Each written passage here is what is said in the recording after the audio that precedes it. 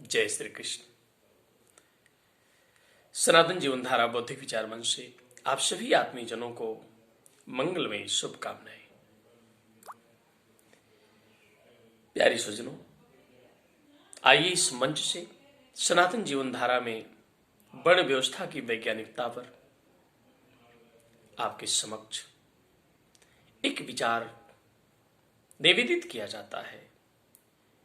प्यारी स्वजनों, पितामह ब्रह्मा ने सृष्टि के प्रारंभ में पुराण पुरुष की तपस्या करके जिस ज्ञान और विज्ञान को प्राप्त करके इतना सुंदर कलेवर रचा, नाना प्रकार की वनस्पतियों को बनाया, जीव जंतुओं को बनाया, मानो जैसे बौद्धिकता से संपन्न प्राणी को भी बनाया। प्यारी सज्जनों, वेदवाणी के मूल में मानव सृष्टि के बीच एक सूक्त आता है ऋग्वेद के 10वें मंडल पुरुष सूक्त में। ब्राह्मणो वस्य मुखासीत बाहुराजन्याकृता उरु ततस्य यतुवैश्य पदभ्याम शूद्र अजायत। तात्पर्य है, वेदवाणी से इस बात की पुष्टि होती है, पितामह ब्रह्मा के मुख से ब्राह्मणों की उत्पत्ति हुई, बाहों से क्षत्रियों की, जंघों से वैश्यों की और पैर से शूद्रों की। प्यारी स्वजनों, बड़ा कष्ट होता है जब ब्राह्मण, क्षत्रिय, वैश्य और शूद्र जो कि एक पूरक हैं इस शरीर के, इस सभ्यता के, इस समाज के, जो क्या हैं? पूरक हैं। एक के अभाव में दूसरे का अस्तित्व नहीं। मुख की विशेषता को भुजाएं नहीं प्राप्त कर सकती, भुजाओं की विशेषता को जंघें नहीं प्राप्त कर सकते और जंघों की विशेषता को पैर नहीं प्राप्त कर सकते। लेकिन इन चारों में अन्योन्याश्रित भाव है। एक के अभाव में दूसरे का अस्तित्व नहीं। सबकी अपनी उपादेयता है, सबका अपना महत्व है। दुर्भाग्य है, वेद की इस सूक्त को कालखंड के बीच कुछ नास्तिक और सनातन जीवन धारा के मूल्यों से ईर्ष्या रखने वाले कलुषित विचार के खलनायकों ने, दुष्टों ने सनातन समाज के बीच ऐसे संक्रमण को फैलाया, ऐसे दूषित विचारों को फैलाया कि इस पूरे समाज को खंड खंड कर दिया। पूरे समाज की अस्मिता से ऐसी घिनौना खेल खेला कि जिसकी बू, जिसकी दुर्गंध आज तक महसूस होने वाली है, अनुभूति होने वाली है। प्यारे सज्जनों, इस व्यवस्था की अपनी एक वैज्ञानिकता है। ब्राह्मणोचित कर्म क्या है, इसको भी शास्त्रों ने चिन्हित किया। एक ब्राह्मण के कर्म क्या है? वेदाध्ययन करना, समाज के लोगों को दिशा देना, शिक्षा देना, शास्त्र की मर्यादा में रहना और लोगों को शास्त्र की मर्यादा में रहने को सिखाना। प्यारे सज्जनों, यज्ञ अनुष्ठान करना, इस जीवन जगत के कल्याण के निमित्त स्तुति करना, पूजा, उपासना, आराधना जैसी पद्धतियों को समाज के बीच लोगों तक पहुंचाना, जन जन के जीवन में विचार और संस्कार व संस्कृति के समन्वय को स्थापित करके सुंदर समाज की रचना करने में अपना अपना योगदान देना। प्यारे बंधुओं, भुजाओं से उत्पन्न क्षत्रिय की अपनी एक विशेषता है।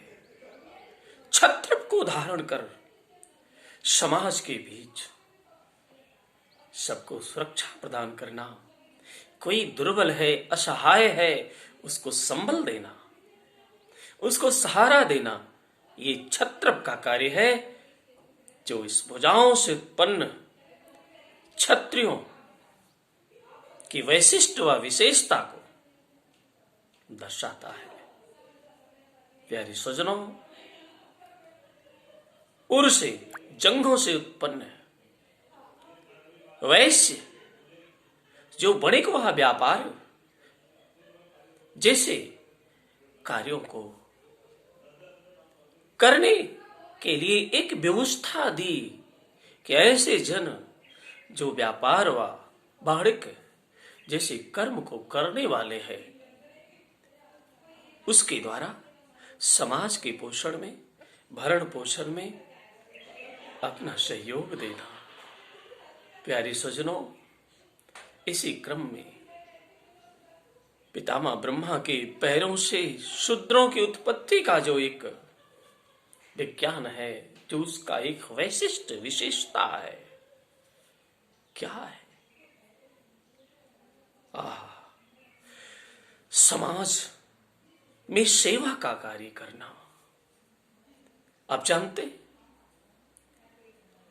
पुराण पुरुष नारायण के विभूति स्वरूप में जागो, देखो, झांको, अरे उस अवस्था को जानो, जागृति लाओ। उस पुराण पुरुष के विभूति स्वरूप में क्या है? अरे इन्हीं पैरों में श्री हरि नारायण का वास है। ये चराचर जगत के भरण पोषण में सेवा कार्य का जो महनीय सत्कर्म है, वो इन्हीं पैरों में निहित है। बिना इन पैरों के कर्म के तुम्हारे इस पिंड का जो सत्कर्म है, जो निश्चित कार्य है, कैसे संभव है? प्यारे स्वजनों, अरे इन्हीं पैरों से उत्पन्न ये जो शूद्र समाज सेवी है, इनका अपना एक विशिष्ट महत्व है। जानते हैं, कर्मकार, स्वर्णकार, बढ़ई, लुहार, रचक, बटक, अरे कौन थे? इन सब को तुमने अस्पृश्य कह दिया। अरे शूद्र थे, समाज सेवी थे, अस्पृश्य नहीं थे। इनका जीवन और समाज के बीच भोग था, इनका महत्व था। These were honorable types in our society, not bare option of rejection, dejection from the society. No. In present, these are also honorable personalities in the society. It's bad side of our minds where we have distinctive and foul thoughts in our mind towards them.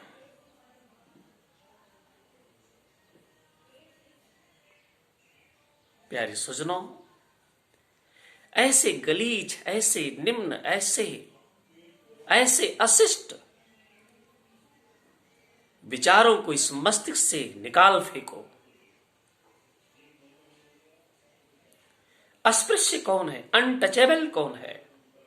जिसके कर्म नीच है, समाज के प्रतिकूल है, अनुकरणीय नहीं है, त्याज्य है। ऐसे कर्म जिन लोगों के द्वारा किए जाते थे उनको ब्रात्य कहा जाता था, उनको वृषल कहा जाता था। ऐसे लोग अछूत थे। उस समाज के बीच उनका आवागमन त्याज्य था। प्यारे सज्जनों, अरे अपने आप उन व्यवस्थाकारों को उस कोटि में वृषल व ब्रात्य की संख्या दे दिया। उन रथकारों को, उन कर्मकारों को, उन बट्टक बड़े लोहारों को नहीं। आज इस व्यवस्था के मूल में जहां उनकी अपनी उपादेयता, उनका महत्व स्पष्ट रूप से झलकता है कि ये सब समाज के आधार स्तंभ थे। उनकी उपादेयता आज भी है, उनका महत्व आज भी है। भगवान गोविंद ने गीता में इस बात की जोर देकर पुष्टि किया, चतुर्वर्ण मया सृष्टम गुण कर्म विभागशः। प्यारे सज्जनों, इस चारों वर्णों की जो आधार योजना है, जो समाज के बीच एक रचना है, वो गुण स्वभाव व कर्म के अनुसार है, जन्म से नहीं। महर्षि यास्क ने कहा, जन्मना जायते शूद्र संस्काराद द्विज उच्यते। जन्म से सभी शूद्र हो, लेकिन संस्कार एक ऐसी क्रिया है जिसके द्वारा कोई भी द्विज हो सकता है। प्यारे सज्जनों, यदि ऐसी व्यवस्था हमारे इस सनातन जीवन धारा में है, तो वर्तमान में जो ये कलुषित मस्तिष्क के, क्षुद्र निम्न सोच के जो ये चरित्र हैं, जो मनु जैसे महाराज की व्यवस्था और सनातन वेद वाणी व गीता जैसे उपदेशों में आस्था रखने वाले हैं, कृपया ऐसे दुर्भाव हमारे बीच नहीं होने चाहिए। और यदि कोई अनास्था व नास्तिक भाव से ऐसे नकारात्मक विचारों को पोषण करने वाला है, तो उसका हम सभी के द्वारा तिरस्कार होना चाहिए। प्यारे सज्जनों, सनातन जीवन धारा में वर्ण व्यवस्था की अपनी ये वैज्ञानिकता है, जिसको हम शिष्ट के सर्वत्र, सभी जगह, सभी ओर, सभी जीवों में, सभी प्राणियों में, सभी वनस्पतियों में इन चारों भावों की अनुभूति कर सकते हैं। प्यारे सज्जनों, ये सार्वजनीन है, शाश्वत है। ये वैज्ञानिक दृष्टिकोण के तहत समाज की व्यवस्था में ऋषियों के द्वारा, मनीषियों के द्वारा लाए गए हैं। और जिस सिद्धांत का जगत गुरु भगवान कृष्ण ने पोषण किया, हम सबको शुद्ध हृदय से, पवित्र मन से स्वीकार करना चाहिए और उसको जीवन में आचरण करना चाहिए। क्यों? स्वधर्मे निधनम श्रेय परधर्मो भयावह। यदि हम अपने गुण व स्वभाव के अनुसार आचरण नहीं करते हैं, दूसरे का अनुकरण करते हैं, तो निश्चित ये हमारे लिए कष्टदायी व हमारी पराभव व पतन का कारण हो सकता है। प्यारे सज्जनों, सनातन जीवन धारा में हम अपने वैशिष्ट, अपनी विशेषता को प्राप्त हों, कालजयी हो, स्वस्थ हो, निरोग हो, इन्हीं शब्दों के साथ चरे वेद, चरे वेद, चरे वेद। भारत माता की जय। जय हिंद, जय भारत।